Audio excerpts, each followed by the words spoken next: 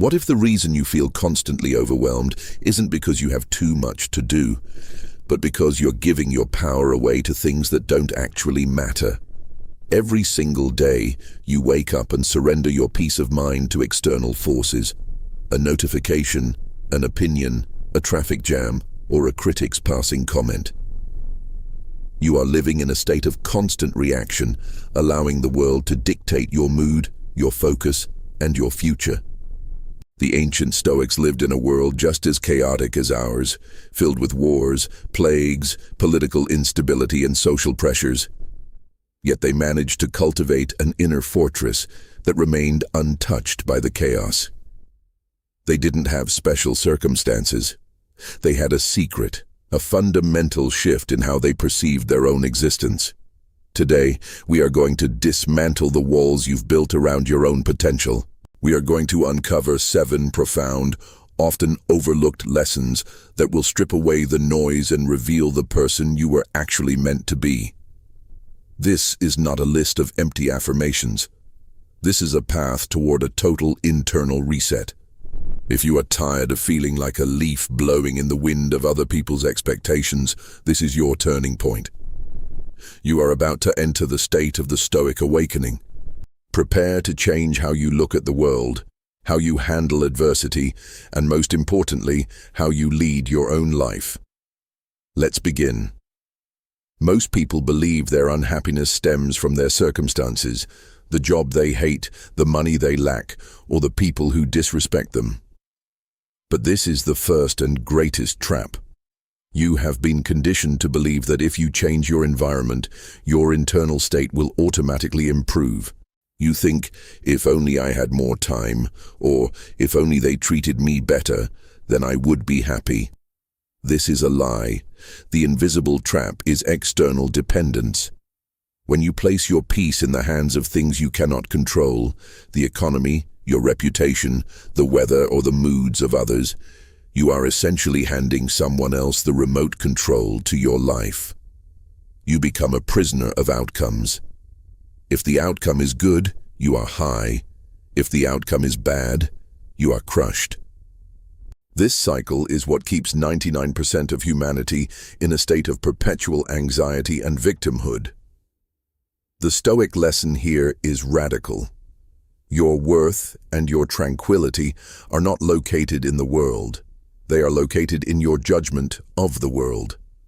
Epictetus, who lived as a slave before becoming one of the most influential philosophers in history, famously taught that some things are up to us and some things are not up to us. Oh, the trap is wasting your finite, precious energy trying to influence the things that are not up to you.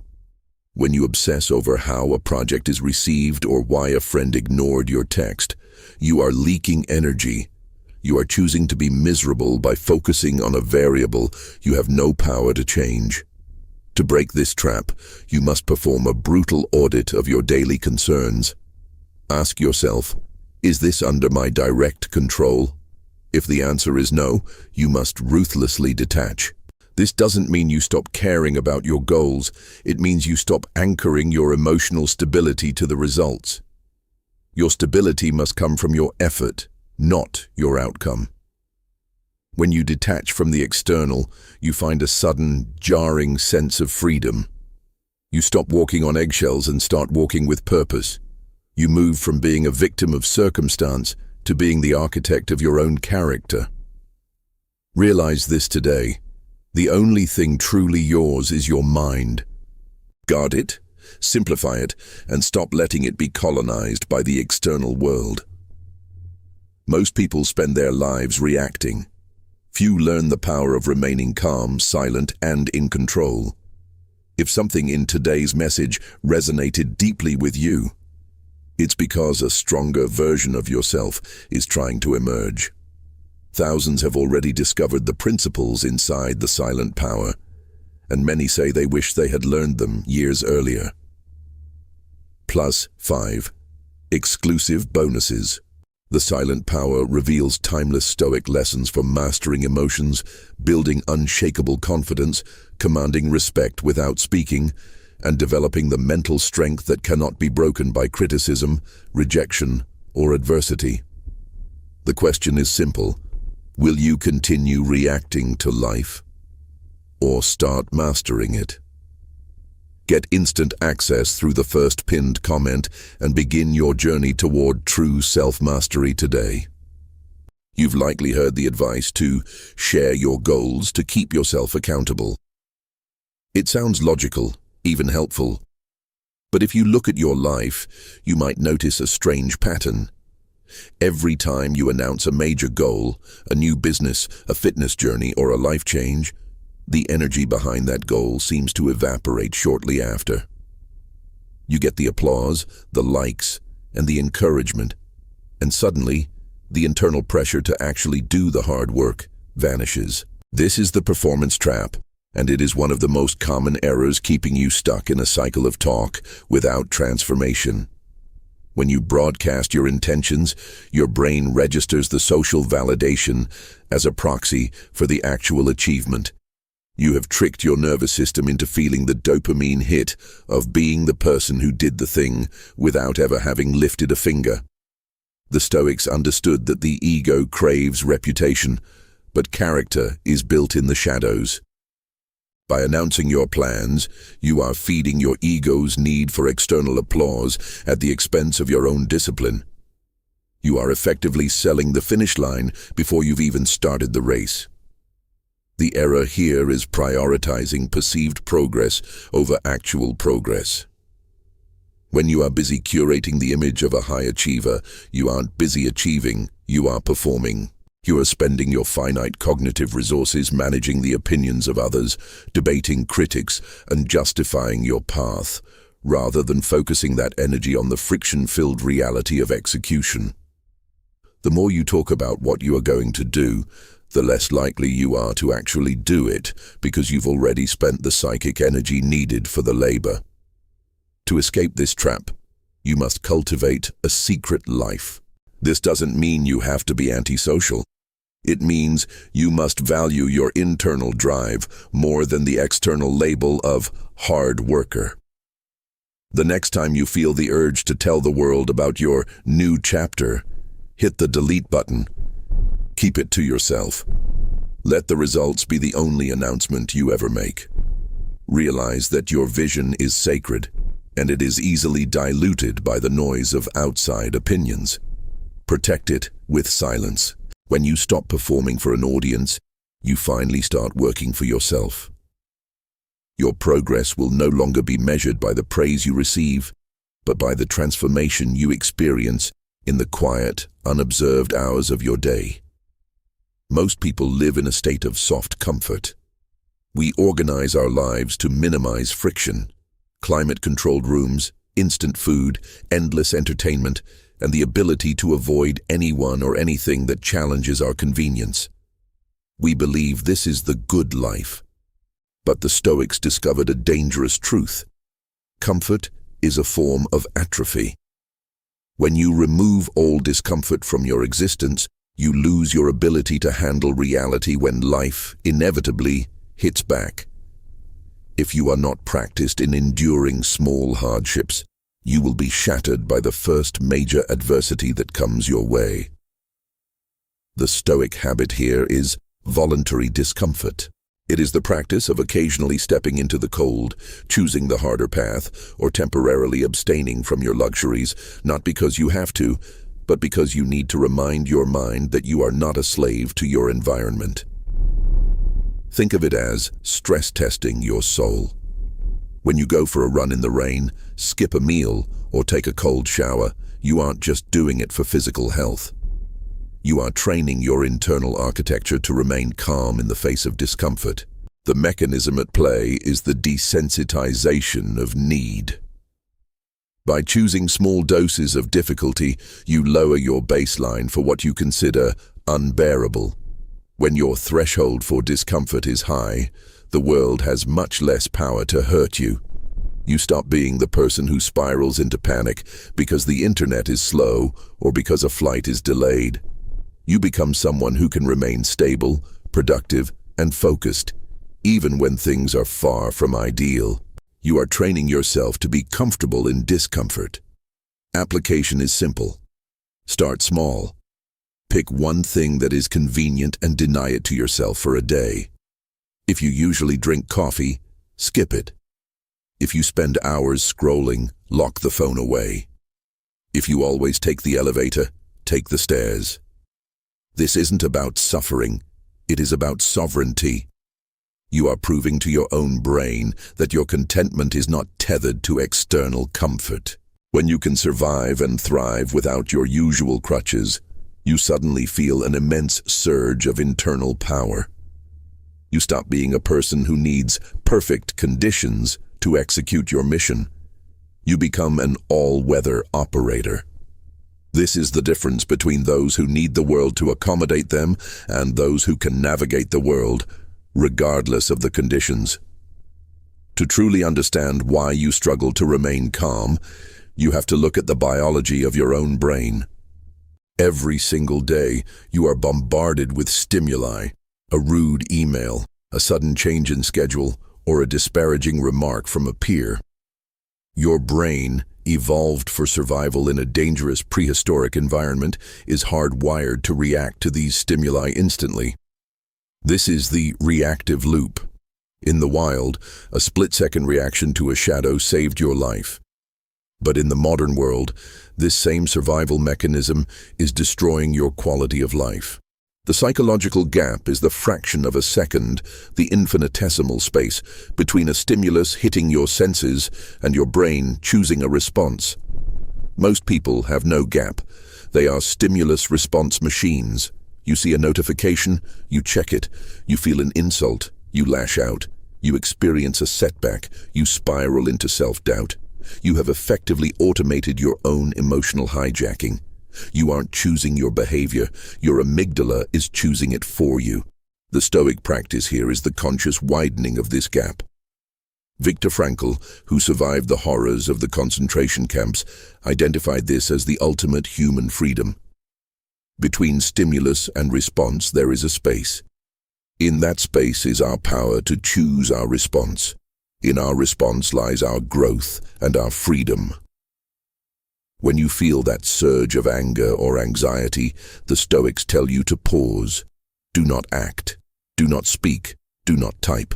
By intentionally delaying your response, you move the control from your primitive, reactive brain to your prefrontal cortex, the part of your brain responsible for logic, reason, and long-term strategy. This is not just a philosophical trick, it is a neurological hack. You are physically rewiring your brain to stop being a slave to your impulses. When you deliberately wait 5, 10, or 30 seconds before responding to a challenge, you are literally exercising your sovereign muscle. You are proving to yourself that your actions are a result of your character, not your biology. The practical application is to create circuit breakers in your day. When you receive a frustrating email, leave the tab open and walk away from the screen for 2 minutes. When someone interrupts you, hold your tongue for 3 seconds before you speak. Use this gap to breathe and ask, is this reaction necessary? You will find that 90% of the things that trigger you are not worth your energy. By mastering this gap, you cease to be a puppet of your environment. You start acting with intentionality, and for the first time, you become the commander of your own mental reality. To truly understand the power of the Stoic mind, we must look away from modern self-help and toward the life of someone who lost absolutely everything. Let's talk about Agrippinus. He was a Roman senator, a man of high standing, wealth, and influence. He had everything the world considers a successful life. Then, the Emperor Nero decided Agrippinus was a threat. Nero stripped him of his property, exiled him from Rome, and sent him to a desolate, miserable island. Most men in his position would have shattered. They would have spent their remaining days in bitterness, begging for mercy, or plotting futile revenge. But Agrippinus did something that defied human logic. When the news of his exile reached him, he was sitting in his garden. He didn't panic. He didn't rail against the injustice of the gods or the cruelty of the emperor. He simply looked at the person who delivered the news and asked, "But are we to have lunch in the garden, or shall we go to the beach?" This wasn't a sign of mental instability. It was the ultimate demonstration of the inner citadel. Agrippinus understood that Nero could take his home, his titles, and his freedom, but he could not take his ability to choose his own attitude. This is a historical lesson that changes the scale of your own problems. When you feel trapped by a bad job, a difficult partner, or a financial setback, you are experiencing a small, localized version of Agrippinus's exile. But unlike him, you are often exiling yourself by living in a prison of your own resentment. The lesson here is not about being passive. It is about recognizing the indestructible core. The Stoics viewed their character as a fortress that could never be breached unless they opened the gates themselves. By refusing to let the external tragedy dictate his internal mood, Agrippinus actually maintained more power in exile than Nero possessed on his throne. Nero, the emperor, was a slave to his own paranoia, his temper, and his desperate need for control. Agrippinus, the exile, was a free man because he had nothing left to lose. When you study this historical example, you realize that your problems are often just perceptions. If a man can remain untroubled while losing his entire world, what does it say about your ability to handle a rough week? You are far more capable than your current anxieties suggest. You are currently in a siege, but you are the only one holding the keys to the castle. Stop feeding the enemy, your own frustration, and start reinforcing your walls. Your resilience is a muscle that only grows when it is tested against reality, not against comfortable fantasies. You have learned to guard your focus, ignore the siren call of external validation, and master the gap between stimulus and response. But what happens when reality doesn't just annoy you, but actively works against you? What happens when your plans collapse, a source of income dries up, or a relationship you relied on shifts? Most people live in a state of fragile optimism, expecting the world to cooperate with their desires. When it doesn't, which is inevitable, they are blindsided by panic. The Stoic antidote to this fragility is the premeditatio malorum, or the premeditation of evils. This is not pessimism. It is a strategic exercise in emotional insurance. It is the practice of sitting in silence and visualizing the worst-case scenarios, the loss of your job, the failure of your project, the betrayal of a friend, or the death of a dream. Not to induce anxiety, but to drain the venom from those events before they ever happen. Most people fear the unknown. Their anxiety is fueled by the vague, looming threat of what if. By bringing these fears into the light of your conscious mind, you strip them of their power. You are not waiting for catastrophe to strike. You are inviting it into your mind, looking it in the eye, and preparing your response. You are effectively bulletproofing your future by making yourself psychologically immune to the element of surprise. Here is your practical application for today. Take 10 minutes of absolute silence. Do not reach for your phone. Do not look at a screen. Close your eyes and visualize a major goal you are working toward. Now, imagine everything goes wrong. Imagine your technology fails, your biggest client leaves, your health falters, or your efforts lead to nothing. Don't push these images away. Sit with the discomfort of the potential loss. As you visualize these disasters, ask yourself, if this happened, what would I do? What is the next logical step? You will realize that even in the darkest scenario, you still have the ability to think, to act, and to adapt. You are finding that the worst-case scenario is not an end. It is simply a new set of conditions. By rehearsing your response, you move from a state of fear to a state of readiness. When you do this, something profound happens to your nervous system. You lose your fragility. You stop clinging so tightly to your outcomes because you have already accepted the possibility of their loss. You become an operator who can navigate through a storm because you've already mapped the reefs. This is the ultimate form of mental freedom. The knowledge that while you cannot control what the world does to you, you have already prepared your mind for any outcome. You are no longer living in a fantasy of safety. You are living in a reality of preparedness. Most people spend their lives reacting. Few learn the power of remaining calm, silent, and in control. If something in today's message resonated deeply with you, it's because a stronger version of yourself is trying to emerge. Thousands have already discovered the principles inside the silent power, and many say they wish they had learned them years earlier. Plus, 5 exclusive bonuses. The silent power reveals timeless Stoic lessons for mastering emotions, building unshakable confidence, commanding respect without speaking, and developing the mental strength that cannot be broken by criticism, rejection, or adversity. The question is simple.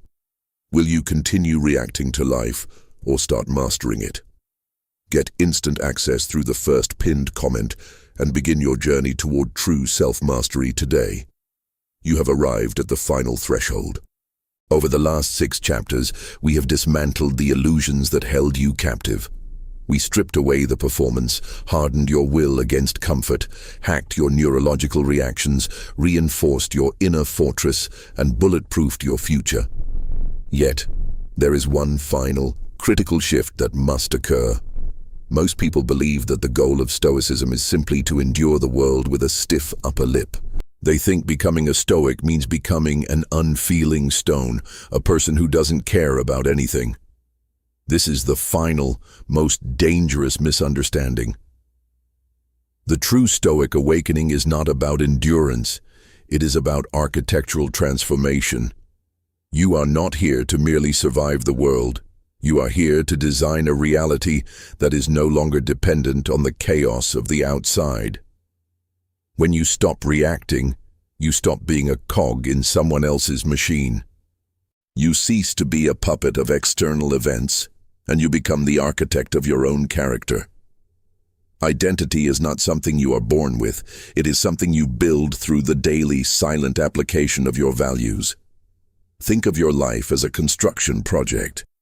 Until now, you have been living in a house built by others, on a foundation of public opinion, fear, and temporary dopamine hits. The Stoic awakening is the act of walking out of that house, realizing it is not yours, and beginning the construction of your own inner citadel. This final transformation is about moving from being a person who practices to being a person who embodies. You are no longer doing Stoicism. You are being a man of reason, courage, and temperance. This is the ultimate freedom. When you fully own your identity, the world loses its ability to define you. If you lose your job, you are not a failure. You are a person of value whose circumstances have shifted, and you proceed to build again. If you face criticism, you are not offended. You are a student of truth, observing the feedback and discarding the noise. Your identity is fixed to your principles, not to your outcomes.